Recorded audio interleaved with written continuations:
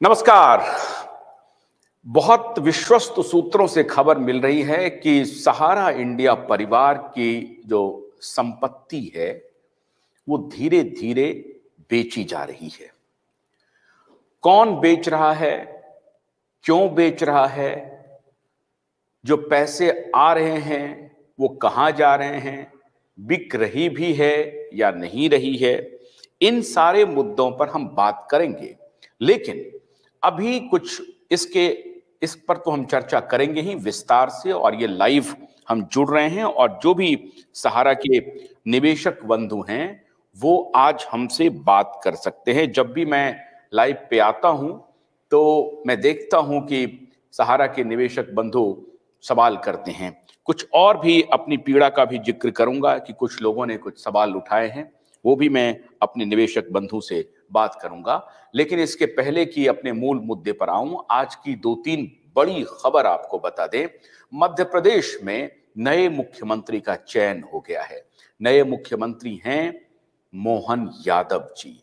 सारे कयासों पर विराम लग गया और शिवराज सिंह चौहान ने अपने तरीके से बहुत कोशिश की कि उनको तिबारा चौबारा उनको मुख्यमंत्री चुन लिया जाए फिर से, लेकिन ऐसा हुआ नहीं और बड़ा दांव नरेंद्र मोदी ने चल दिया है। मध्य प्रदेश में ओबीसी की आबादी 48% है। हालांकि हम इस मुद्दे पर इस बात पे यकीन नहीं रखते हैं, ओबीसी ईबीसी इन सारे पॉलिटिक्स में, लेकिन खैर जो रियलिटी है उसको सामने रखते हुए नरेंद्र मोदी ने एक बड़ा दांव चल दिया है और मध्य प्रदेश में बड़ा उलटफेर करते हुए ओबीसी कम्युनिटी से, स्ट्रांग ओबीसी कम्युनिटी से मोहन यादव जी को मुख्यमंत्री बना दिया है। इसके पहले मोहन यादव जी मध्य प्रदेश में उच्च शिक्षा मंत्री रह चुके हैं शिवराज कैबिनेट में और संघ के करीबी माने जाते हैं मोहन यादव जी। इसलिए ये कयास लगाए जा रहे हैं कि राजस्थान में भी बदलाव लगभग तय है। छत्तीसगढ़ में बदलाव हो गया, वहां ट्राइबल मुख्यमंत्री बनाए गए हैं विष्णुदेव साय, और अब राजस्थान की बारी है। दूसरी बड़ी खबर यह है कि 4 साल से 22 याचिका लगाई गई थी सुप्रीम कोर्ट में धारा 370 को लेकर के, कि धारा 370 जो हटाया गया है भारत सरकार के द्वारा और बीजेपी लेड गवर्नमेंट के द्वारा, ये अनुचित है। आज सुप्रीम कोर्ट ने उन सारे विवादों पर विराम लगा दिया और सुप्रीम कोर्ट ने कहा कि सरकार ने जो यह फैसला लिया है कश्मीर में, जम्मू कश्मीर में धारा 370 को हटाने का, वो बिल्कुल सही फैसला है। 22 याचिकाएं जो लगी थी उसमें एक महत्वपूर्ण याचिका थी एक आईएएस ऑफिसर की, शाह फैसल की। उन्होंने कहा था कि हम चुनाव भी लड़ेंगे, वो कुछ राजनीतिक पॉलिटिकल एक्टिविज्म करना चाहते थे, लेकिन 2022 में उन्होंने अपनी याचिका वापस कर ली और उनका अपॉइंटमेंट हो गया, भारत सरकार में दोबारा रीइंस्टेट हो गए और वो आजकल संस्कृति मंत्रालय में सचिव हैं। वो 370 की जो याचिकाएं थी वो सब के सब अब खत्म हो गए, क्योंकि सुप्रीम कोर्ट ने कह दिया भारत सरकार का फैसला बिल्कुल सही था। एक और इंपॉर्टेंट खबर है, महुआ मोइत्रा जो कि निष्कासित सांसद हैं अब संसद से, उन्होंने अप्रोच किया है सुप्रीम कोर्ट को।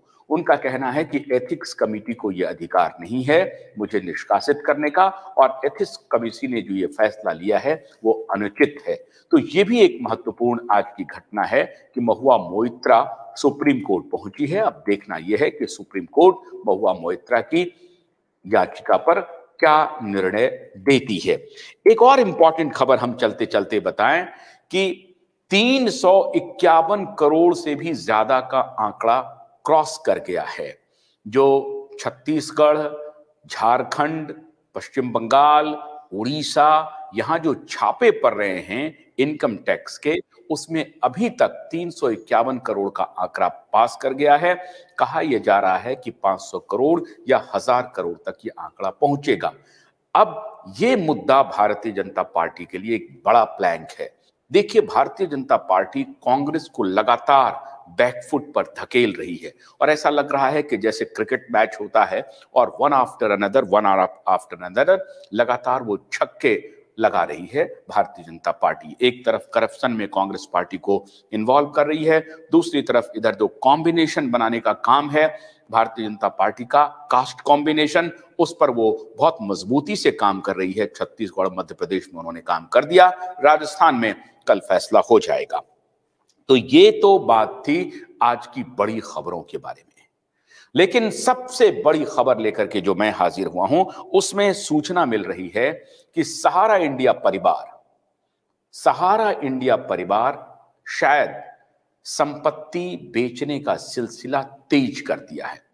यह बात कोई नई नहीं है, सहारा इंडिया परिवार इसके पहले भी संपत्ति बेचती थी, लेकिन अब शायद उस सिलसिले को तेज कर दिया गया है। आज इस मुद्दे पर बहुत सारे निवेशक बंधु, बहुत सारे एक्टिविस्ट हमारे साथ जुड़ रहे हैं। मैं स्वागत कर रहा हूं बारी बारी से। शहनाज जहां, बहुत स्वागत है आपका। अभयदेव शुक्ला, बहुत स्वागत है आपका। प्रभात बेलिया जी साहब, जो भी मोबाइल से जुड़ रहे हैं वो अपने मोबाइल को लैंडस्केप में अगर कर लेंगे तो बहुत अच्छा रहेगा। शहनाज, आप भी अपने मोबाइल को लैंडस्केप मोड में कर लें तो स्क्रीन पे आप ठीक तरीके से आएंगे। बहुत बहुत स्वागत है आप सबका, साहू जी, शहनाज। और ये अच्छी खबर है या बुरी खबर है, आज इस सब मुद्दे पर बात करेंगे। लेकिन कुछ लोगों ने क्यूवाइब नेटवर्क के ऊपर कुछ सवाल उठाए थे। आज मैं ये चाहता था कि मैंने हालांकि देखा नहीं, मुझे कुछ वीडियो मैसेज आए कि ये क्यूवाइब नेटवर्क पे सवाल उठाया जा रहा है। भोलानाथ का ब्रश कटर एक बैटरी चालित मशीन है जिसका चार्जिंग समय 3.5 घंटे है। यह 6 से 8 घंटे के प्रभावशाली संचालन समय का दावा करता है, जिससे यह एक बार चार्ज करने पर 16,000 वर्ग फुट गेहूं या चावल के खेतों को कुशलतापूर्वक काट सकता है, जबकि इसका पेट्रोल समकक्ष व्यक्ति उसी कार्य के लिए 1,000 रुपए मूल्य का पेट्रोल खर्च करता है।